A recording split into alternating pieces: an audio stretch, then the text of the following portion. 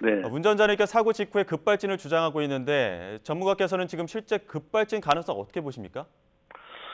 자, 이 사건을 보게 되면 이제 앞으로 주변의 CCTV라든가 블랙박스 영상 또 EDR 자료를 더 면밀하게 자세하게 점검을 해보면 이제 원인을 더 정확히 알 수 있겠지만 이 차 같은 경우는 뭐 두 가지 볼 수 있는 거죠. 급발진이거나 아니면 운전자 조작이다 이렇게 할 수 있는데 제가 보기에는 또 급발진의 가능성이 꽤나 높아요. 왜 그러냐면 사고 당시 목격자들이 얘기를 들으면 굉음이 크게 났고 사고 당시 차가 미친 듯이 여기저기 추돌한 현장을 보고 또 사건을 보면 굉장히 커요. 왜냐하면 급발진이면 한 군데만 들이받을 텐데 이 운전자가 잘못됐다 한 군데만 들이받을 텐데 여기저기 받았다는 얘기는 뭔가 차가 제어가 안 됐다. 라고 봤을 때 지금 자세히는 알아봐야겠지만 급발진 확률이 꽤나 높다 이렇게 저는 보죠. 예. 그러니까 급발진이라고 한다면 한 군데로 그대로 돌진을 해야 되는데 여기저기 좌우로 움직이는 부분들은 급발진이 아닐 가능성도 있다는 말씀이신가요? 아니요. 여기저기 움직일 때 피하려고 굉장히 조작한 흔적이 보이는 거죠. 핸들을 가지고. 급발진의 가능성 때문에 추돌 위험으로 인해서 이제 운전자가 이리저리 움직이는 과정들이 좀 있지 않았을까 이렇게 보시는 건데. 네, 이 차는 운전자가 처음에 출발할 때 뭔가 이상한 게 느낀 것 같아요.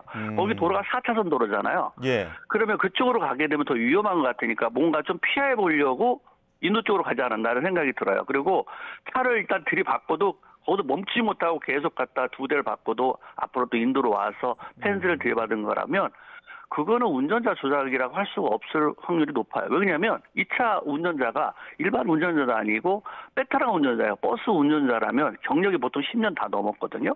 예. 그리고 버스 운전자라면 이미 여러 사건들을 많이 받고 사고 났을 때 어떤 조치를 해야 된다는 걸 알았을 것 같아요. 근데 예. 자동차가 말을 안 들어서 아마 차 그쪽으로 돌진하지 않았나 생각이 듭니다. 근데 이게 의견이 나뉘는 부분 중에 하나가 목격자 진술을 보면 네. 급발진이라면 어느 한 군데 그러니까 장애물을 충격을 가한 뒤에 멈춰야 되는 건데 지금 이 사고 같은 경우에는 차량을 덮치고 인도로 돌진한 다음에 알아서 차량이 멈췄다는 겁니다. 횡단보도 앞에서. 그런 목격자 진술을 봤을 때는 급발진이 아닐 가능성도 있다는 거거든요. 이에 대해서 어떻게 생각하십니까? 저는 달리 봐요. 왜냐하면 자동차가 사실 급발진이 만들어진 건 기계적일 때는 지금 현재 사람들이 말하는 대로 맞을 수 있어요. 하지만 자동차가 급발진이 만들어진 건 자동차에 센서와 컴퓨터가 장착된 이후부터 만들어졌거든요. 올해로 자동차가 만들어진 게 138년 됐는데 100년 동안은 급발진이 없었어요. 왜?